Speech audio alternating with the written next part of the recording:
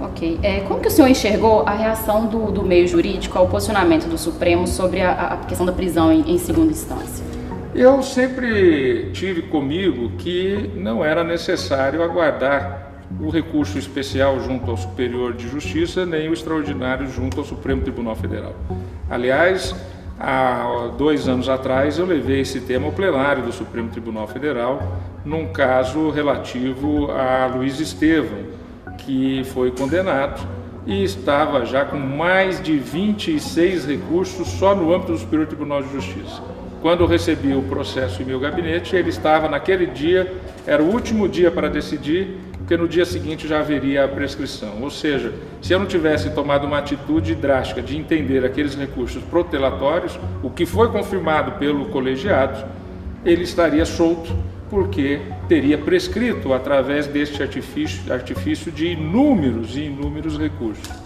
Então eu penso que essa decisão do Supremo Tribunal Federal foi correta, porque havendo já os juízos ordinários que julgam o fato, os tribunais superiores julgam a legalidade. Ele não julga se o fato ocorreu ou se o fato não ocorreu, ele julga a legalidade. A não ser naqueles casos em que originariamente o Supremo tem que julgar, que são os casos chamados de autoridades com foro de prerrogativa de função, como os parlamentares e os ministros. Pois bem, mas nos casos normais, o que ocorre? Um juiz na sua cidade, o Tribunal de Justiça, o Tribunal Regional Federal, no seu estado, na sua região, é que analisa se o fato ocorreu, se o fato não ocorreu, se houve culpa, se não houve culpa. O que os tribunais superiores decidem? Se aquilo ocorreu dentro da legalidade. E 98% dos casos, 99% dos casos, aquilo ocorreu dentro da legalidade. Então, a execução imediata não vai impedir, por exemplo, ainda a análise dos habeas corpus, que nós julgamos sempre no Supremo Tribunal Federal, depois de já passar pela instância do Superior de Justiça, depois de já passar por um tribunal local e de um juiz de primeira instância. Então nós temos hoje enormes mecanismos de proteção ao acusado, garantindo a ampla defesa.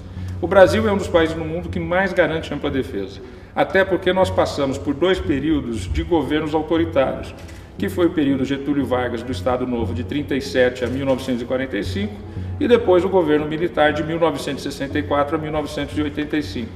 Com isso, a Constituição de 88 criou mecanismos enormes de proteção à defesa do cidadão. E nós temos isso e o judiciário sempre está aberto à decisão. Eu mesmo recebo em torno de 10 a 15 habeas corpus por dia em meu gabinete para análise. Se identifica se ali uma ilegalidade, nós decretamos essa ilegalidade. Mas a verdade é que 90% dos casos, e muito mais do que isso, são casos que ocorrem dentro da normalidade.